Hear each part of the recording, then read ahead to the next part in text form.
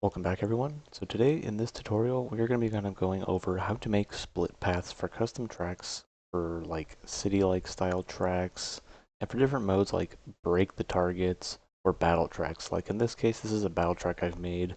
As you can see it's got split paths here so you can kind of cross over to here, cross over to here, and cross over to here.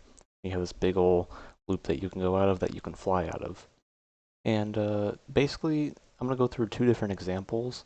I have two examples that I would like to go over because one of them does have the ability to kind of mildly use AI, and the other one kind of has a bit of more of a struggle in using AI.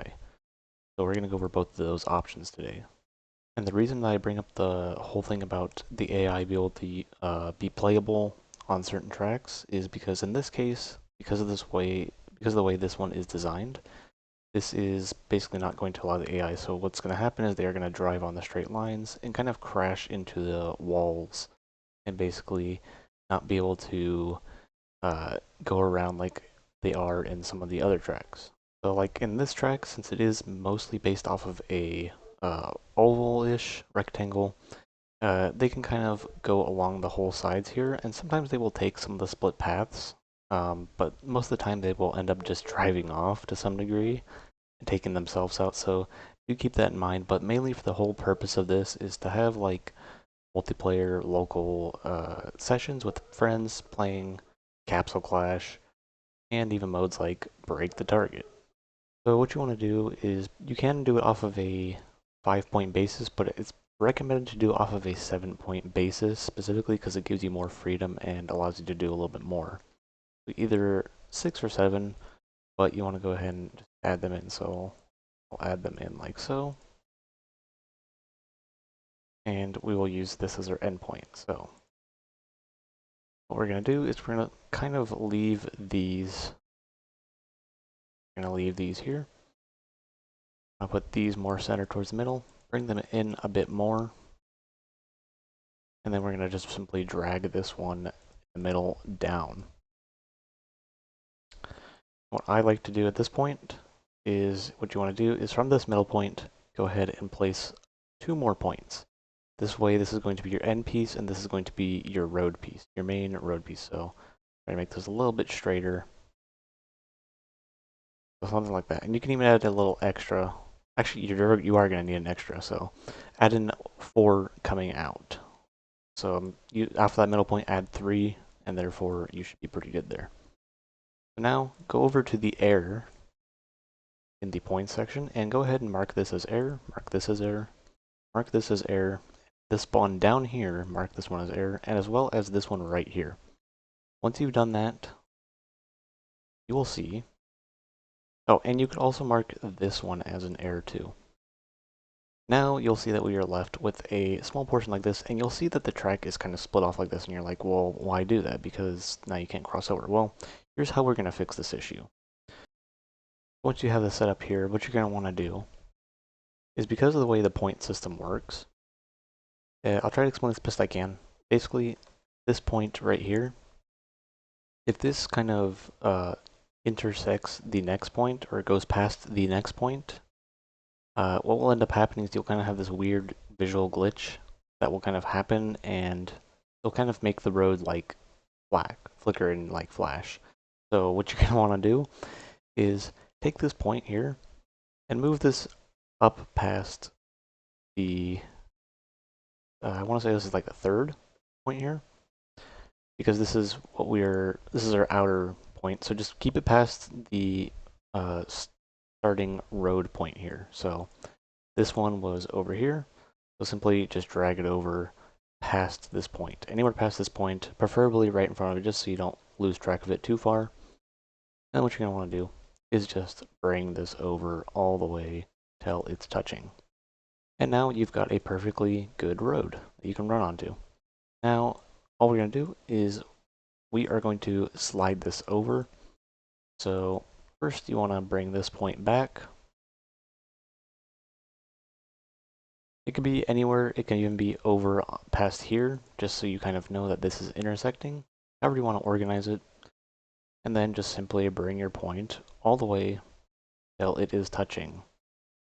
Now, depending on your track, and like your width and whatnot, you might end up having this little bit of flickering in the road when I move the camera, and when you move in game, it'll do the same thing. There's ways to kind of fix it. The main one is to kind of readjust your points. Now, it is not very easy to do because, as you can see, there's this kind of gap here. Sometimes you kind of have to just deal with it, or if you get your width right, you can actually just make it so it's not so bad. Let's go ahead and try width here. I'm gonna bring it down to maybe 14. And as you can see, it is now fixed. And there is no gap. And it's fixed. The only line that you're seeing there is the wall.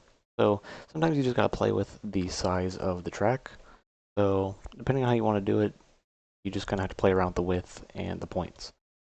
Now, obviously, you just want to go ahead and get rid of the walls in this specific section. So from here and here, and there you go. The wall is gone, and now you can just cross over like so. Go ahead and test it out. As you can see, we have a split path here, and we can go on it no problem. And yeah, it operates pretty well like normal. And what you can do from here is you always want to keep these two roughly together. You never want to separate them too far, because obviously if you do this, you kind of bend the thing like this. Now you can do it, but you want to keep them roughly together. And of course, if let's just say you want to make this path, I don't know, come around to this side or come around and loop here. So what we're going to do is just add on, making sure you kind of keep roughly straight lines. And of course, just move these. I'll move this about here. You want to keep them on the same level, taking a look at the numbers to kind of help line yourself up. And I am going to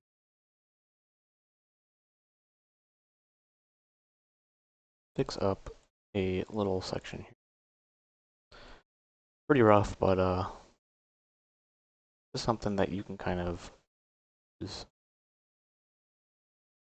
And I would recommend placing 2 points to being the same level. That way it's kind of straight. And here you go. Now you've made yourself a split path that loops into either another portion of the track or on the same portion of the track. So if I go into testing, once again, I can take this split path like I'd like to and freely how I'd want to. Now, upon playing regular races, you will notice that if I go the wrong way, so if I come through this section backwards, you'll see that it says reverse, and the only way to solve this problem is by putting it in modes like break the targets, or even things like, Capsule Clash, or just, anything that's not racing. Now, you may notice that sometimes you'll have like issues like this. Where this actually comes from is simply the walls, and the best way to go about it is to simply just remove all of the walls. Upon removing all the walls, you basically solve this problem. You can sometimes get away with having with having some walls in certain sections, but normally I would just get rid of them, because if your track is wide enough, like let's say you set it to 20, you shouldn't really have this issue. And as you can see, it is fixed and moving correctly. Now you can always place points. 2 points is how I would recommend the width of it. So if per se, if I wanted to have the wall kind of end off here, I'd put a point here, and take this point's wall down, and have a point here and a point here, and take this first point's wall down. That way, there's still a wall, but it will be down once it gets to this section here. So that is going to be it for this tutorial. This was a pretty, hopefully simple one for you to understand. Just remember that you need about 5 to 7 points. I would personally go with 7 points, just to kind of give yourself the extra barriers and the 5 points to be able to play around with. But you can do it off of 5, but it may just look very janky. So it's recommended to use 7. And then of course you can just create your path and extend it however you want to. Just make sure that your ending points and starting points, which would be these 2 points that are sticking out here, are aligned properly so that the road looks like it is connecting off of a split path. Now, something to note about this is that this is not something the AI will be able to use. You might have, if you're using like a regular circuit track and you're basing off of like a circle or some sort of oval or rectangle or square, as long as the ending of the turns do not look like this, then basically as long as they're curved, the AI will have a better time dealing with it. But do know that they may drive off still, they may like take sudden turns. So it can be very messy. It's not very much for AI, it's more of just for the regular player's experience for things like custom break the target stages, or if you want to recreate like cities, like I have done previously in the past.